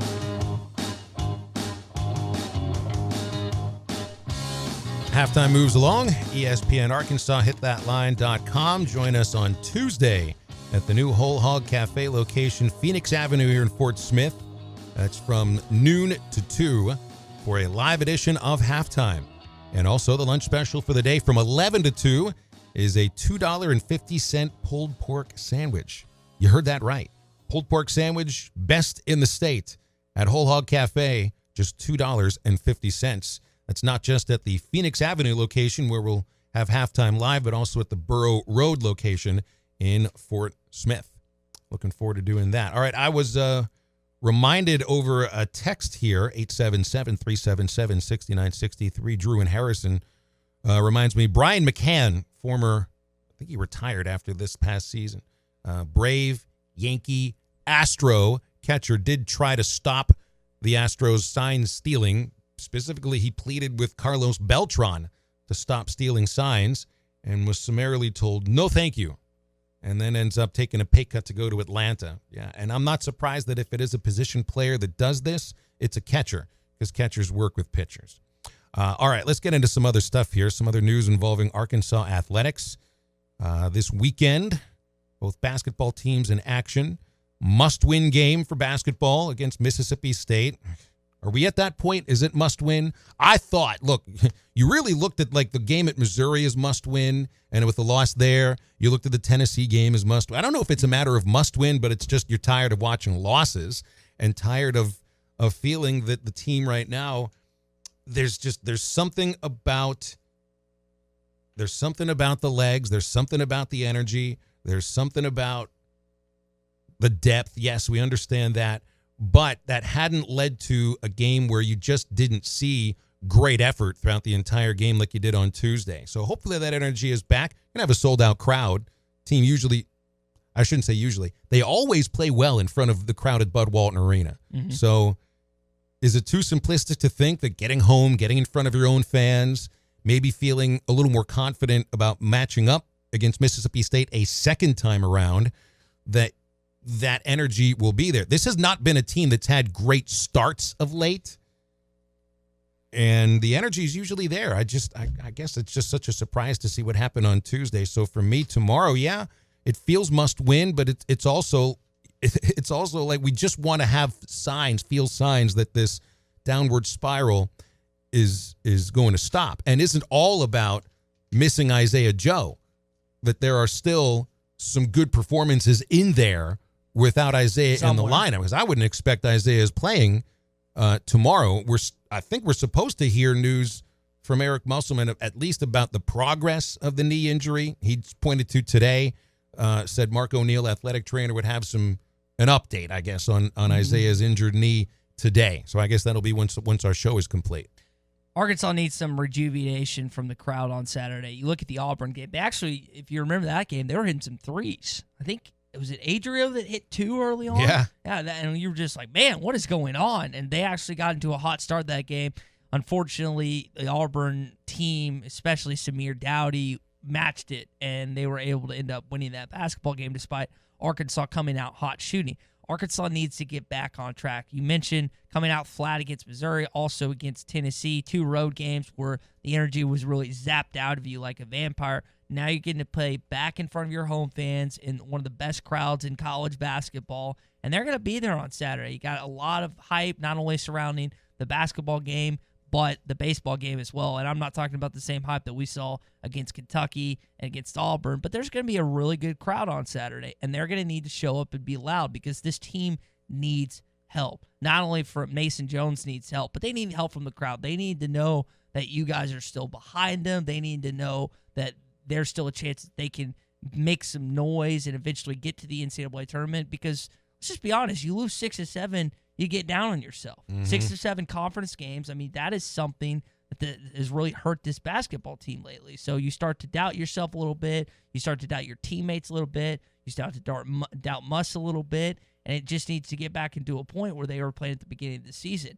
I don't know if they'll ever be what people thought they could be, like when they went on that one stretch, but it's basically holding out. It's dumping the water out of the boat until Isaiah Joe gets back, and then you really see what type of ball club you are once he comes back onto the floor. Yeah, women's basketball travels to Ole Miss for a Sunday till 2 o'clock. let's just put it this way. Ole Miss is hot garbage in women's basketball. 7-16 right now. They've lost all 10 of their SEC games. So that should be a cruise for Arkansas women's basketball, ranked 23rd and shooting for their 20th win of the season. Bam. Nice to get a 20th win if you have it. Other things going on the Hill involving Arkansas athletics. You've got, it's baseball and track all at the same time. Good luck finding parking, by the way. It's going to be a rough one on this whole weekend, too. It's just in terms of parking, Phil. Tyson Invitational Friday, Saturday. You got the 14th ranked Gymbacks on the SEC Network. Friday Night Heights tomorrow at number 6 Alabama. Trying for their third consecutive winning meet. They picked up victories in Mizzou and at home against Georgia. Arkansas softball travels to Florida Gulf Coast University. You remember when they were... Dunk City. Dunk City, that's right. Dunk City. And that is in... Where's Florida Gulf Coast? It's in an awesome city. I think it's on the Gulf Coast of Florida. It's the 24th ranked Razorbacks playing Memphis, Fort Myers, NFGCU, Furman, Illinois, Chicago, and then Florida Gulf Coast again. All right, then the news coming from football yesterday that the running back room got a little bit smaller. Chase Hayden in the transfer portal. So, we talked with Nikki Chavanel a couple of days ago about the one scholarship that Arkansas had available to them and whether it would go to possible incoming recruit Ebony Jackson, who is a 3-star running back, or defensive tackle Xavier Kelly, who's in the transfer portal out of Clemson. But just because Hayden is in the transfer portal doesn't mean you can have both of them. I read this in Hogbeat from Andrew Hutchinson earlier today. They've already had the number of initial contacts that they're allowed for the year, whatever that means. And so they wouldn't be able to bring in both Ebony Jackson and Xavier Kelly, even with this scholarship opening with Hayden in the transfer portal. So they'll still have a choice to make. And it's like, what do you need more of right now? Do you need an extra running back who might not see the field very much this next season, or do you need a defensive tackle who's probably going to be out there starting this next season? I would think the obvious answer is defensive tackle. You lose McTelvin Agim, you lose T.J. Smith. It seems like a no-brainer, but Coach, just because we as radio hosts or you as fans think something, that doesn't mean it's always the case. I do find it puzzling that as highly recruited as Xavier Kelly was, he really hasn't, to this point, he hadn't cracked the field at Clemson. And I know they had just studs upon studs on that defensive line, and Christian Wilkins, Austin Bryant, Cleveland Farrell, and Dexter Lawrence, and some others. You think back over the years, I don't know if he played when Shaq Lawson was there and some other dudes. They've just had some dudes on that front. But it does make you question that just a little bit. That doesn't mean a change of scenery isn't going to be good. I know Levi Draper, the Oklahoma linebacker's coming over from it's either Collinsville or Corlissville, something like that, Oklahoma. He's coming over. Maybe a change of scenery for a kid that was really highly recruited out of high school. Maybe it'll be good for him in Arkansas. But that just, when a kid doesn't crack the field, regardless of how highly recruited he is, I always just wonder why.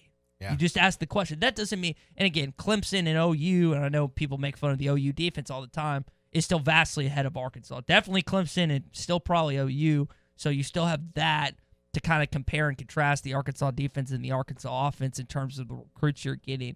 But that's just kind of the first thing I ask is, why is this person leaving? Second question, if he didn't play, why did this guy not get on the field at his previous college? Well, for Hayden, I guess you had the sense that there was a little bit more than you got from him. They dealt with some injuries the last couple of years. This past season only got into 4 games. I think he must have seen the writing on the wall, the fact that you've got Rakeem Boyd coming back and Treylon Smith, the Arizona State transfer. Amonte Spivey, should probably get some carries this next year. TJ Hammonds is back on the team. There's just so many carries to go around. Yeah. And I think Chase, who got 130 rush attempts over 3 seasons, and he averaged 4.7 yards per carry for his career. He might get a chance. I don't know if he's a featured back at a Division I school, but he'll have a chance to get a few more carries than what he would have had at Arkansas. Clay was telling me this morning he loved to wiggle. He loved to go side to side. It wasn't really too keen on going in between the tackles and creating contact. And you can get away with that in high school with your foot speed. Certain guys are just faster than everyone else, and you can avoid the physical contact sometimes, or at least a lot of the physical contact. In college, especially the NFL, if you're afraid of contact, you're not going to survive. Like, especially the running back position where contact is seen over and over and over again. We'd rather you not initiate the contact. We'd rather you avoid it, but not be afraid of it at the same time, right? Would that make sense? Chase might have looked at it the other way around, perhaps. 877-377-6963 for calls and texts. Big Ben McDonald joining us after the next break. SEC Network baseball analyst, former Major League pitcher, former top pick in the NFL, in the Major League Baseball draft, and a guy that I don't know what the schedule looks like for him, but I'm sure he'll be at Baum Stadium at some point this next year to cover the Arkansas Razorbacks. Also a guy that loves to go out and hunt. And there was a big splash about him when he came out of the draft. And for some reason, those up north thought it was really cool that he ate mustard sardines. I guess they just don't eat that up north. Ugh. Yeah. Well, I guess Ty doesn't eat it either. Anyway, Ben McDonald after the break. No hidden agendas on this program. You're listening to Halftime. Attention Arkansas Valley Electric Cooperative members. Do you need a better internet provider? One who treats you like a member and not a number? Then check out our new fiber internet services from Wave Rural Connect. We are bringing state-of-the-art, high-speed fiber, internet, TV, and phone services right into your home. If you are an Arkansas Valley Electric Cooperative member, go to waveruralconnect.com to sign up. That's waveruralconnect.com or call 1-833-4WAVE-RC. Arkansas Valley Electric Cooperative and Wave Rural Connect, changing the communities we serve. Your fence is more than a decoration. It's a reflection of its owner. Choosing a fence company should be done with integrity and quality in mind. The Fence Man has been providing fencing and security solutions for over 40 years. An in-house custom iron and gate department, plus an access control department. The Fence Man offers services other companies aren't equipped to do. The Fence Man, fencing and security solutions to protect what matters most. 479-782-3936 or online at thefencemancompany.com, a division of Quantum Property Services. Breeden RV is giving away $25,000. That's right, $25 grand. We're giving away $1,000 to the first 25 sold customers from February 10th through February 29th. Come see the area's best selection of motorhomes, fifth wheels, travel trailers, and get RV show pricing as well as free maintenance for life. We need your trade, so we'll pay top dollar, or we can even sell it on consignment. Get the best campers, free maintenance for life, and your share of $25,000 only at Breeden RV, 5603 Alma Highway in Van Buren, where your adventures begin. You put your mower through a lot. All that back and forth can add up to thousands of miles. That's like mowing cross country. Gravely commercial mowers are built for all-day performance, helping you get the job done mile after mile. Gravely, built to mow the distance.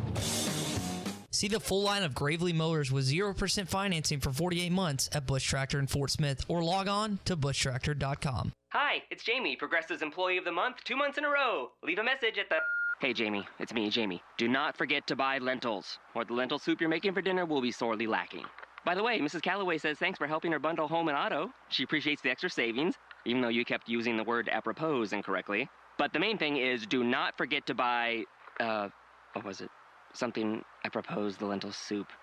Sorry, I'll call you back. Progressive Casualty Insurance Company and affiliates. Discounts not available in all states or situations. New Bud Light Seltzer, huh? Yep. And it tastes like a hard seltzer, not a beer? Yep. So it's light and refreshing? Yep. With a hint of fruit flavor? Yep. And 100 calories? Yep. You said this is Bud Light Seltzer? Yep. Well, I need to try it. Yep. Oh, that tastes great. Yep. Now, wait, are you just yupping me? Nope. Bud Light Seltzer, unquestionably good. Anheuser-Busch Bud Light Seltzer, IRC Beers, beer in Texas, St. Louis, Missouri. This is ESPN 95.3. Hey, Surrey!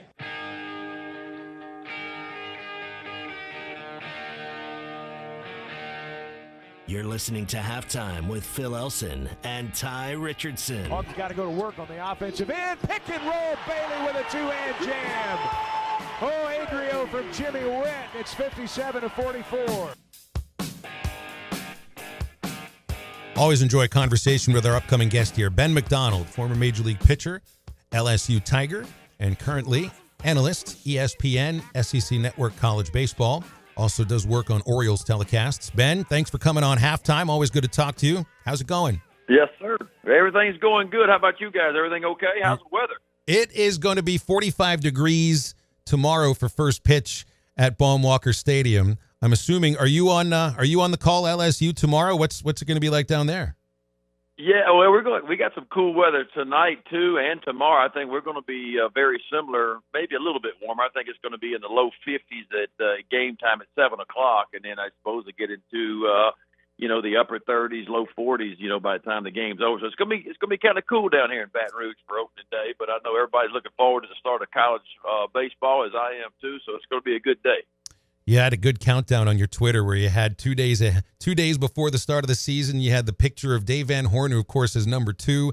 But you knew exactly what you were doing with this countdown because you know who wears number 1 and purple, and it's Paul Maneri and the LSU Tigers. It's going to be a great season for both programs, and this SEC West it's always ridiculous. It really is. I mean, it's always stacked, and of course, Arkansas last 2 years been to the College World Series 4 times in the last 8 years. Just a matter of time, in my opinion, for, Van Horn breaks through and wins it. And really the same thing can be said for Mississippi State as well. They've been the last 2 years as well, been pretty close over the years, and just a matter of time before that program punches through. But you're right, the SEC is loaded again this year. No surprises, and the West is as strong as ever, so it's going to be a good year.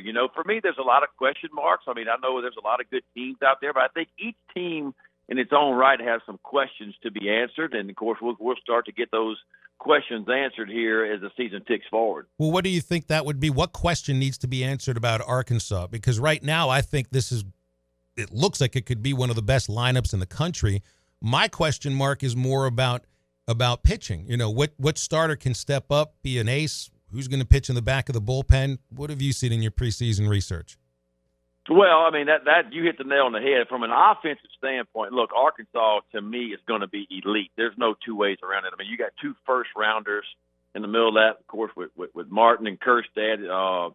I love Casey Opitz. I think his offensive numbers are going to tick up this year. He hit 243 last year, but I think those numbers will be better. And he's as good a catch-and-throw guy as you'll find, not only in the SEC, but in the country as well. So from an offensive standpoint, Goodhart had an outstanding year last year. There's no reason to think that he won't be really good again this year. So I'm not worried about Arkansas from that. Now, from a pitching standpoint, I think that's where it is. If you go back and you look at Campbell and you look at Blaine Knight, Arkansas has had a real ace, a real shutdown guy on Friday nights the last 3 years. There's no doubt about that. I'm ready to see if Connor Nolan can be that kind of guy. Can he step up and really perform on Friday nights? Can Wicklander be that guy, and everybody else has got coming? It's hard to replace a Cronin in the back end of a bullpen. I thought he was as good a closer as there was in college baseball. And I know Vermillion is a talented guy down there too. But there's a lot of questions, I mean, with the pitching standpoint. I think there's a lot of power, arms, and potential there. But for me, it's kind of unproven potential. But there are a lot of teams out there that are like that this year. It's interesting the way that you put it about needing an ace, needing a closer. And some of that is about stuff, of course. But I feel like we saw this a lot with Blaine. You saw this a lot with Zay and with Cronin. You got to have the stuff to pitch in those roles, but it might even be more about attitude and where you see yourself as far as leadership for the team, because those Friday night starts are so important. Back end of the bullpen is so important. Talk to me a little about like attitude to learn how to be an ace, to learn how to take that ball in the 9th inning and close a 1-run game. Well, as you know, and a lot of people know in sports, a lot of the job is believing that you can do it, and having that swag a little bit and the confidence, not cockiness. And I'm not trying to be a rear end out there, but I'm putting off a vibe that, hey, I know I'm going to get you out. I know I'm going to be successful tonight. When Blaine Knight took the mound, man, I just felt like when he stepped on the bump, he turned into a little bit different dude. He kind of reminded me of Mike Messina, who I played with, who was just a kind of a low-key guy off the field a little bit. But when he got on that bump, man, it's almost like he took his jersey off and there was a big Superman written on his on his chest right there. And I thought Campbell took a big jump last year. I didn't know what to expect from him because he'd had some injuries, but boy, he turned into a real Friday night guy. But again, to me, he was a guy that believed in himself. And Cronin, when he got on the mound, I mean, let's face it, it was mostly all fastballs. He's like, here it is. Here's my best stuff. See if you can hit it. Not many guys did, but he had a little swagger to him too. So the first thing for me is you got to believe that you can step into that Friday night role. And you said it. I mean, look, the Friday night guy sets the pace for the weekend. That's the extra pressure that nobody else has, because I felt like when I was a Friday night guy and everybody that's been in that role is, hey, it's my job to set the pace for the weekend. It's my job to go out and try to pick up a W for the team. We win game one. All we really got to do is win one of the next two, and it's a really good weekend for us. And I think that's why your Friday night guy has to be one of those guys that's going to keep you in a ball game. Talking with Ben McDonald, SEC baseball analyst for the SEC Network. Ben, you mentioned that confidence, that swagger. Dave Van Horn, for the guys that cover him here in Arkansas, he's never been known as like a cocky guy or full of himself, but he does kind of have that same thing you're talking about where he's confident and that emulates into his players. How much do you think he passes over some of that confidence to the players he has on every year? Well, I think it's very important, because when you're dealing with a bunch of 18, 19, 20, 21-year-old kids, they feed off of you, not so much at the big league level, because I do some big league games, and I think the manager's important, but for a veteran team, he's not that important to me, because the veteran guys know what it takes to go out and perform. But when you're dealing with young kids that are experiencing college baseball, and you're talking about young guys that are wrapped up in the middle of an SEC schedule for the first time or maybe the second time in their career, there's a lot of pressure like it is with Arkansas because of expectations and where you guys have been the last few years. There's pressure to win. And anytime you got a coach that puts off a confident vibe that, hey, we're supposed to be here, we're supposed to be in Omaha, that's not a dream of ours. That's what's going to happen this year. We're going to be in Omaha. We're going to compete for a national title. And I think when you look at Dave Van Horn, that's the kind of vibe to me that he puts off. But I can't remember, you guys would know how many years ago it was. Was it 3 or 4 years ago Arkansas had that awful year, with Dave Van Horn? I remember talking to him 16. Okay, I remember talking to him at the beginning of 17. I was in town there in Fayetteville doing a ball game, and he looked at me and he said, you know what happened to us last year? He said, I never want to experience that again. He said, I never want to be a part of that, and I'm never, ever going to let it. Not that it was his fault, but he was just saying, I'm never going to let that ever happen again here, And I remembered that about him. And all of a sudden you turn around the last couple of years, and there you guys are with a chance to win the national title, And I remembered that about Dave Van Horn. He's got that confidence. He's got that swag, but he also remembers 2016, and he says, you know what? This is who we are the last couple of years. I've been to Omaha for the last 8 years, and that's where I want to be every year. All right, as an LSU guy, Ben, I feel like we have to touch on the run that LSU went on. And speaking of swagger, Joe Burrow, was there a guy in college football that had more confidence in himself and his teammates this year? Watching that, and I'm an Arkansas kid, born and raised, so I was taught not to like LSU from the moment I was born. But I couldn't help but gravitate to what he, Ed Ogeron, Joe Brady, and all those guys were doing, especially watching Jamar Chase and just everyone that associated with that offense and the defense as well. What was that like as a Tiger fan, watching the team finally overcome and do something they haven't done since 2007?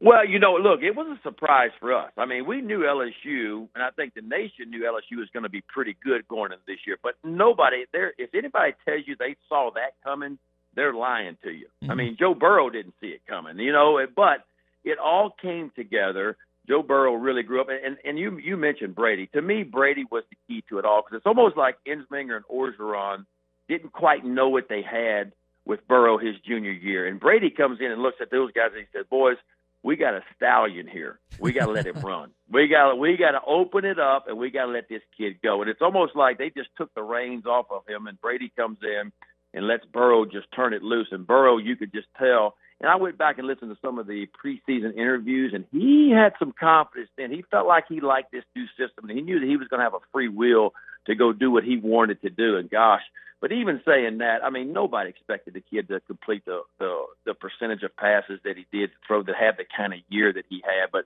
I'll tell you this, guys, it was fun to watch. If you're an LSU fan, they're still grinning down here on the bayou. I can tell you that. They're happy about football now. As you guys know, we lost everybody. We lost our quarterback, our DC, our OC. Brady's gone. We lost 11 guys committed early. So it's probably not going to happen again this year. But I can tell you this, it was fun to watch. And I'm not a huge football fan. I do watch it up at the deer camp on Saturday nights while I have an adult beverage every day. And I don't go to many games, but I had to go down to New Orleans, and I had to watch the national championship game, and I'm glad I went. you give us a report on LSU baseball? You know, Daniel Cabrera, big-time power hitter, left-hand DH, got some arms returning. What does Paul Maneri's team look like heading into this season?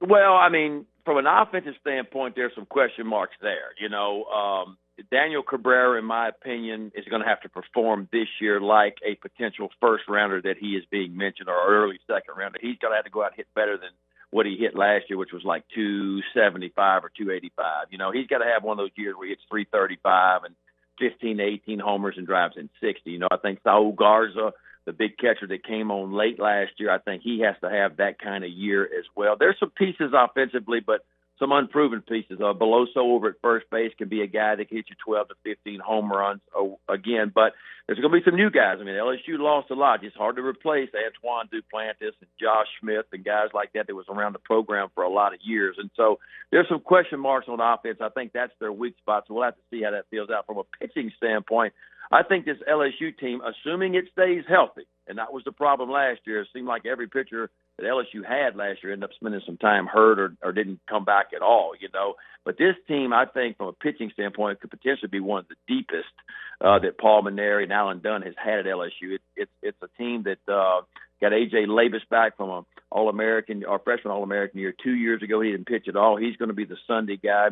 I think Cole Henry's got a big-time sinker in that Friday night spot. And Landon Marceau, who turned down a lot of money to come to campus as a freshman last year, admitted that he really wasn't in shape when he got here, didn't know what to expect. But I expect that he's going to have a different kind of year. And Jaden Hill is back, potentially at the back end of that bullpen, who was a starter last year. But he only got 2 starts. He was hurt, but he was 94 to 98 in fall ball, and you got Fontenot at the back end and Beck. So I think LSU's strength this year is definitely its pitching if it can stay healthy, and that's going to be the big question mark. Just a couple more minutes here with Ben McDonald. And Ben, I wanted to get your opinion on this, on the sign stealing stuff going on right now. I don't know if you saw the press conference with the Astros today. It just looked like they tossed gasoline on the fire. You're a pitcher. I have a sense just from talking to you and watching you when you pitch that you did it the right way. I mean, you'd just be pissed at what has come out from this sign stealing scandal. Absolutely. I mean, it's, you know, the way I explain it is there's gaining an advantage and gaining an unfair advantage. So gaining an advantage would be, you know, if you're a base runner out at second base and the catcher's sloppy with his signs, you could maybe relay to your batter at home plate, you know, the pitch or the location of the pitch, or maybe if the third base coach is sloppy with his signs, maybe you pick up his steal sign or his bunt sign and you can adjust your defense to it.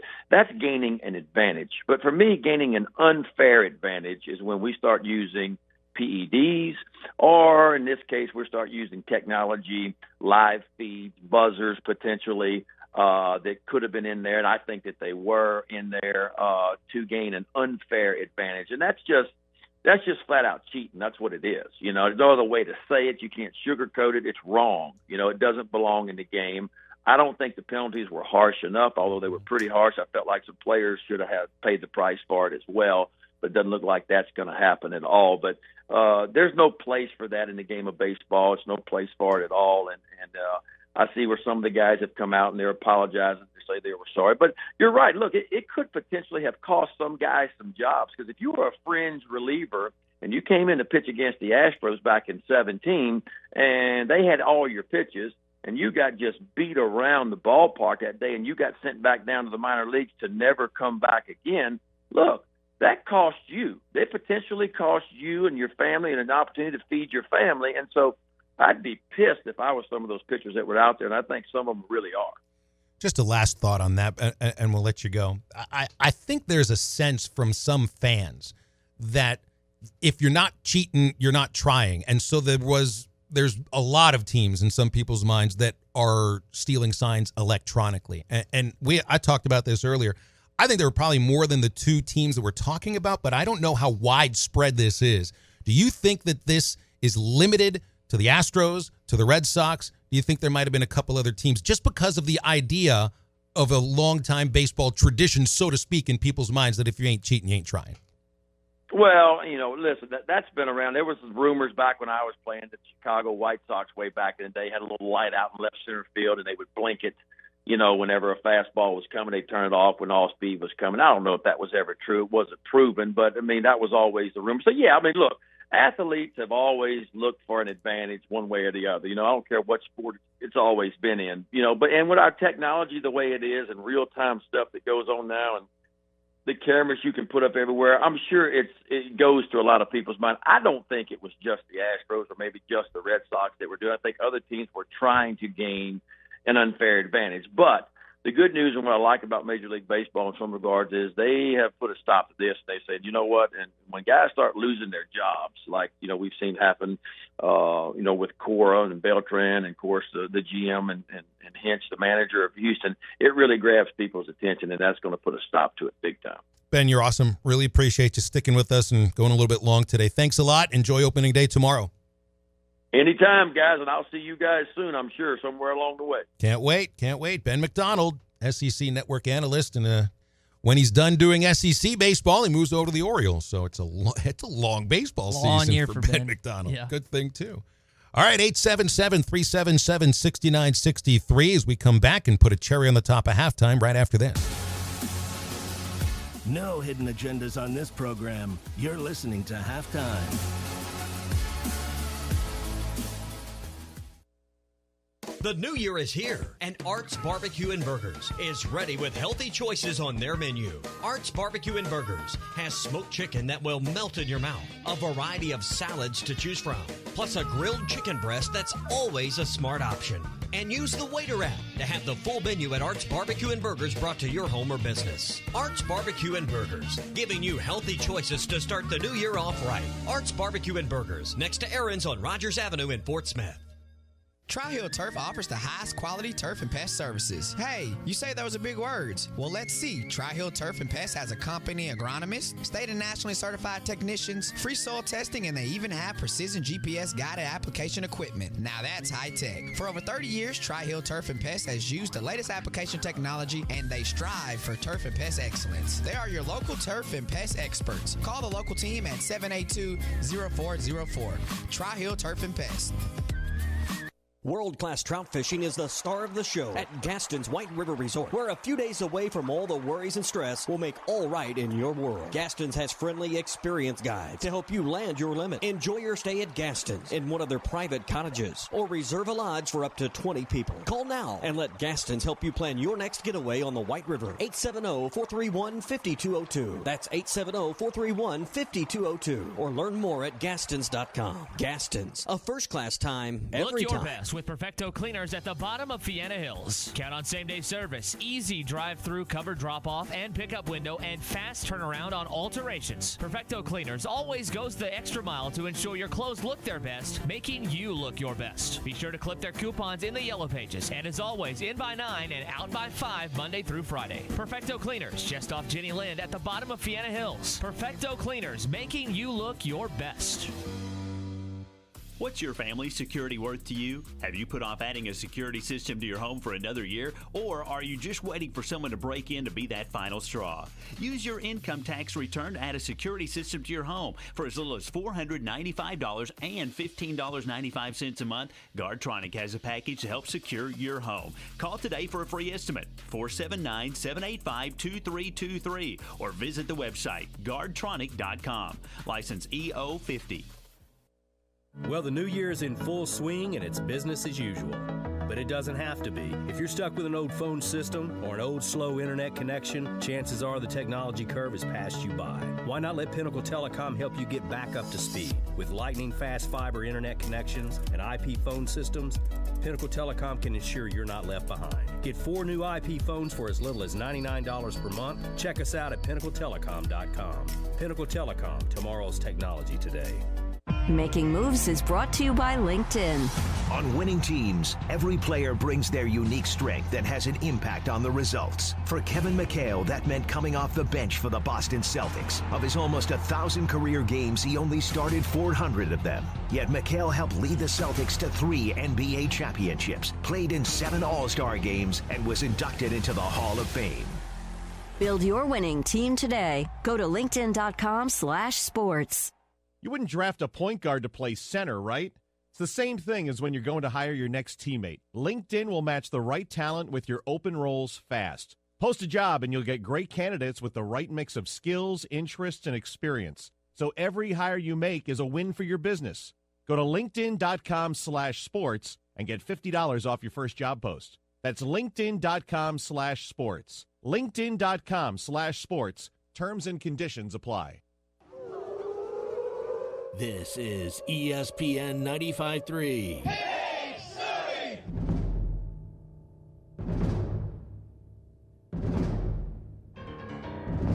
You're listening to Halftime with Phil Elson and Ty Richardson. Knocked away by Joe. They push it forward to Mason Jones on the floor, and he lays it in. Joe kept it alive.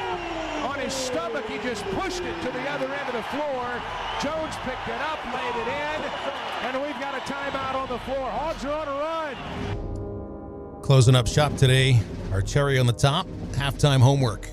As if. I don't trust this kid any further than I could throw him. I got a question. Does Barry Manilow know that you raid his wardrobe? Get out of my class. Out! Get out! I was still thinking of going back to school. It's just a movie from the 80s. I am dangerous. The millennial versus the middle-aged. It's time for halftime homework. Ty, this segment for the first time ever has absolutely nothing to do with you. Nothing. Matty T, it's all you, my man. You got to take over the helm, dude. It's all you. Now, I don't need to teach you anything about pop culture, about movies, about music, about television shows, about the things that I've been trying to teach Ty. I feel like you could probably teach me a few things. I don't know. There's probably some places I've got room to learn still. But I've got a little homework assignment for you, my friend. And it's not anything that's got to take place this weekend or next week or whatever. Because, you know, there's a lot to worry about as far as getting the station set up for the weekend. You might have Valentine's plans. You might have something else going on this weekend. But I know one thing that Ty's going to be doing. He will be. Where are you going to be this weekend, Ty? Baum Walker Stadium. That's right. Good man. That's right. Hog Pen, right? Hog Pen, correct. Matty T, your assignment will be at some point during the Razorback baseball season to sit in the Hog Pen for a baseball game and enjoy it. I don't think you couldn't. It's got to be. I've never even been to the stadium. Is my mic on? Yeah. I've never even been to the stadium before. Not yet? Did you go to Traveler games in Little Rock? I've been to a couple of Travelers games, yes. Those were enjoyable for you? They were all right, yeah. It's just a place to sit, have a drink, enjoy a friend, maybe, watch the game here or there. It's a little bit different going to a Razorback game. It's an event. And it's a spectacle. It's a spectacle. It is. It's a spectacle. And I think you would have fun. I think you would enjoy it, especially out on the Hog Pen. You don't even have to imbibe or whatever, but it's just you and I connect on levels. We're Weird Al fans. Yes, that's true. That's one area we connect. I think we've got our senses of humor mesh pretty well. This, by the way, is going to be good for the radio show moving forward as Matty T's role increases on halftime, along with new guy, who we still cannot say his name. But sooner or later, we'll connect on a baseball sense. That's what I hope happens. I had to force it with Ty, and I forced him to try to learn some baseball terminology here and there. But this is a way that you and I can connect even more than we have. I knew you more than I knew Ty when we started doing the show together. But I forced him to get. I have to ask a lot of questions. It's like, what does this mean when he does this? And what's that thing? There will be no stupid questions. None. Meaning I will take every question that you think is stupid and treat it with respect. Okay. So I'm going to need you to get out there at some point and just tell me what you think of it. Don't sugarcoat if you don't enjoy it. I'm not telling you got to go to a football game or a basketball game, but we got tickets here at ESPN Arkansas. We have tickets. We'll give them away at some point, but I want to give you a ticket or two and have you out in the Hog Pen and see what you think of baseball. My own personal homework assignment is to turn Matty T into a baseball fan. We'll see if I can do it. I think it worked with Ty. I think you like baseball more than you did when we started this show. And I definitely know more. Whether it's RBI baseball, the different verbiage that's used, trying to pick up clubhouse sayings and stuff. I'm not well-versed by any means, but I think I'm more knowledgeable at this time than I was last year. So, all right, good. I feel pretty good about that. You have an assignment you would want from me? Is there anything that I can do for you, Matty T? Need a couple of minutes to think about it? There's nothing that pops up into my head. Well, you want me to sing a Weird Al song for you at some point? Because I know a lot of them by heart. You can serenade to him. Jason in Frankfurt asked, I said, Kerstead had 17 homers and 153 total bases last year. Are you taking the over on these numbers for the season? Yes. That simple. Yes. I think he's going to hit more than 20 homers. I think his total bases will be in the 170 range. I think he's going to slug over 600, hit 330, 340. And I think he's going to be a top 15 pick. So there you go. Mike in Fort Smith wants the explanation of why Arkansas football is limited to one more scholarship. It's not one more scholarship. It's one more new player. That's the initial counters, as I understand from reading Andrew Hutchinson's column in Hogbeat. So you can take a current walk-on, like a Luke Jones who's now a walk-on, or a TJ Hammonds who lost his scholarship because he left the team, and they can get that other second scholarship, but you can't have both Xavier Kelly and Ebony Jackson as scholarship players. That's what I gathered from Hutch's column. I think that's correct. That's a question that maybe we're not the best to ask that, but we did our best to answer it. I think I answered it accurately. I think you're good. I think I answered it. If I didn't answer it accurately, pay for the Hogbeat subscription and read his column. Fair. All right, that's it for us. Back with you tomorrow on opening day for baseball and Valentine's Day too. For Ty and Maddie T, this is Phil. Get up, get out, and get better.